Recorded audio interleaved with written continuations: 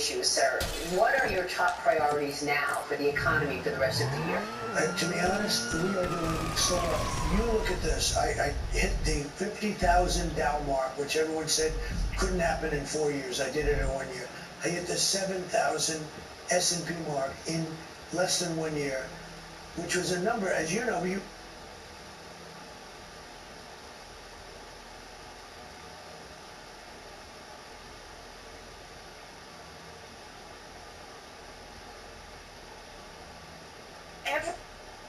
Every single day, Maria, I hear from New Yorkers who are moving to Florida, to Tennessee, to Texas. So Republicans need to get smart in New York and not play footsie with these radical Democrats. The conversation shifts fast here when the focus moves from policy to the actual population decline numbers. Guys, listen, this is called voting with your feet.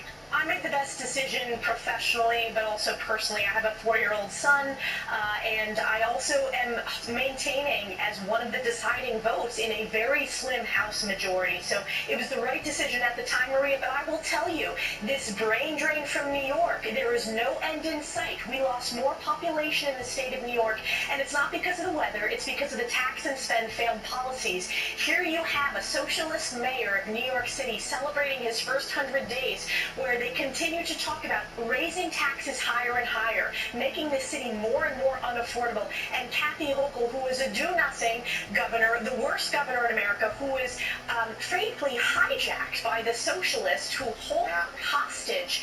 And it's very sad for the people of New York. Every single day, Maria, I hear from New Yorkers who are moving to Florida, to Tennessee, to Texas. So Republicans need to get smart in New York and not play footsie with these radical Democrats. So when we say Kathy Hochul is the worst governor in the United States of America, I'm not going to go ahead and say that that's the actual case here. I would probably say more so J.B. Pritzker along with Gavin Newsom. I would say those two are probably the worst in the United States of America, but I get it. You're experiencing New York, so you're saying Kathy Hochul is the worst because that's your personal lived experience. But I would definitely say I would rather a Kathy Hochul presidency, let's say, than a Gavin Newsom presidency any day. When Mamdani took office, he basically dictated that if you are someone who is not utilizing entitlements for the most part, right, government entitlements, then you are definitely going to have your taxes raised because you're being punished for being successful. So I can only imagine, guys, listen, I left New York 26 years ago, okay? I left New York 26 years ago. I was really young,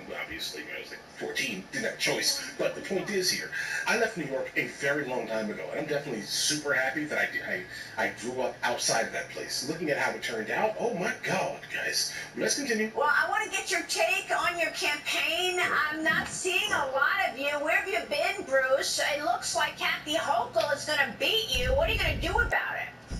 Just the opposite. An internal poll that we did 2 weeks ago has us in single digits. We are now 6 months ahead of where Lee Zeldin was 4 years ago, and we're raising money. We are a high-profile campaign. We had a press conference yesterday that was attended by all members of the media.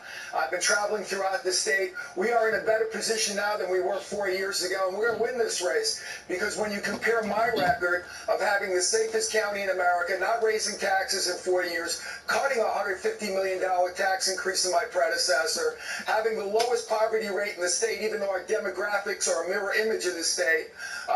Compare my record of 4 years as an executive of a county larger than 8 states with 110,000 more Democrats against Kathy Hochul, the most overtaxed, overregulated state in the United States. Our electric bills are 50% higher than the national average. People are miserable in New York State, and they want a governor that will make them happy, and I will make New Yorkers happy by putting them first. I will cancel our sanctuary state policy. I will not spend $8 billion on people who've been in New York for 15 minutes when that money should be used for hard-working New Yorkers, not people who just came here illegally and just arrived in New York State. So we're on a roll. We've got a tremendous amount of momentum. We're in single digits right now. We will win this race. I will be the governor on January 1st, 2027. Well, let me tell you, you're talking to the choir here. You got New Yorkers on set right now, and that's why we're all fired up, Bruce, okay? You got one, Kenny Polcari, who used to live in New York, but you hightailed out of here and went to Florida. I live in New York, but we want to know specifically how you're going to get New Yorkers out to actually vote for you, Bruce. Yeah, that's the question right there. The issues of New York, and we understand, but will you be able to get those people out to come vote for you? That's a good question. Yeah, people are fed up, Maria. They really are. Just look at all the people that have left New York State. And most of those people are high net worth individuals. But for middle class families, they don't have those choices. They're stuck. Right, they're stuck there. And that's why they want a new governor, a governor that puts them first, cares about them, will cut their utility bills in half, will lower their taxes, will create job prosperity and make for safer neighborhoods. That's my record in 4 years in a county larger than 8 states. I have the experience, I have the ability, and I've got the policies that people want. Everything that this guy just said here sounds great here. Right. Also at the same time, Maria is basically saying that, hey, listen, there are 3 people around me, and we're all like New Yorkers, and we kind of want to know what's happening here. That's an amazing thing to hear, but understand the sample size of that group is entirely too small. New York is absolutely more Mamdani than the people sitting in the room here. Be fully aware, and specifically New York City. All right, and a good amount of the island also. So I grew up in Suffolk County, Long Island, New York, right? Specifically further out towards Montauk. I don't want to give this specific area because I just don't want to, right? Just understand this, though. Towards the end of the island is where I grew up. Now, here's the problem, all right? A good amount of people are absolutely going to stick with Kathy Hochul on this because this is like the bastion, let's say. That area right there is where all of the people are, guys. All the ones that are completely fine, let's say this year, with with the overall status quo because people are getting things. Like I definitely would not say people in like Suffolk County need it as much as the people most likely in like Nassau County and like closer to the city and planet, right? And so because of that, what does that mean? A lot of people want to come. That means supply and demand for the things that are actually there here, right? Things get more expensive and more expensive and more expensive. Then you grow up there, you get trapped there for the most part because you Okay, the networks are down, the equipment is ready, and we've crippled their supplies. Mrs. Rackman has written our check and given us the green light. We're good to finally move on that submarine and stop this threat once and for all. When you're ready, get your crew together and head back to planning. Farms? What do I want to be on a farm for? Things are obviously different. I realize there are things outside of New York, but most New Yorkers, I'd say, do not ever really seriously want to leave New York.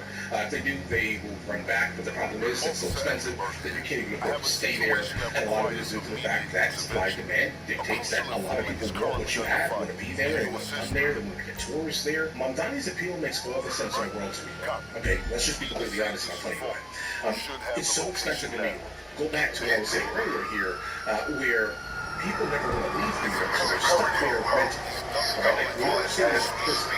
That means that if you live there, New York is a prison, okay? Because in your mind, nothing exists outside that's worth anything. Everything outside is irrelevant, right? So you're staying in that situation. It's super hyper expensive. You can't afford anything. The overwhelming masses of people in your account on a daily basis are borderline impoverished in New York City. But if they're going to go anywhere else, just literally leave, okay? You'll start to realize that the money that you are spending on your living will get you basically a mansion in some places, okay? Why are you spending $10,000 a month on an apartment? You can't afford it. Do you know what $10,000 a month in living expenses looks like around the rest of the country? Okay, it doesn't look like how you're living in New York when you have a car, okay? Now being disrespectful, all right? You're living in New York City, spending $10,000 a month in rent, and you don't even have a car, you can't even drive. Have you ever had a license for it? Probably not, right? Yeah, I know. Okay? And so yeah, these are the people who Mamdani is appealing to.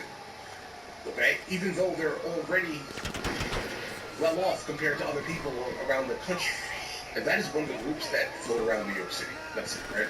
Secondly, you have the people that are working there who are living most likely in like room rentals in New York City, right? They absolutely cannot afford to be there, but for some reason they're stuck there because mentally, what's outside of New York? Cows? Those are the people that Mamdani is appealing to, and that's the majority. The majority of people in New York cannot afford to live there. They just rent chickens. But the people that are leaving, these are the wealthy ones. And these are the ones who are fully aware that they're about to get taxed in a way that is absolutely stupid in a place where you're getting taxed in a stupid way. So yeah, just leave. Like if you can afford to get out of New York, girl, get out of New York right now. Leave. But I mean that immediately. Like run from that place, bro. You guys all watch movie music day, enjoy your day thoroughly. If you guys want to like and subscribe, I'm going to catch you guys in the next one. There are things outside of New York other than chickens and cows, bro. Alright? Okay? I'm telling you. Learn to drive. It's okay. You're 30. Shit. Alright? Now to foreign policy, President Trump revealing to Fox News he believes that the war with Iran is close to ending. Wow. Chief Political Correspondent Trey Yates joins us now in Tel Aviv. Trey. Yeah, hey guys, good morning. President Trump laying out the latest timeline for the war in an interview with Fox News. He says the conflict is close to finish, but the mission not yet complete. A second round of talks between the U.S. and Iran could take place as early as tomorrow, as the president laid out why the operation began. I had to divert, because if I didn't do that, right now you would have Iran with a nuclear weapon. And if they had a nuclear weapon, you would be calling everybody over there, sir. And you don't want to do that. Well, you keep saying was. Is this war over? I think it's close to over, yeah. I mean, I view it as very close to over. You know what?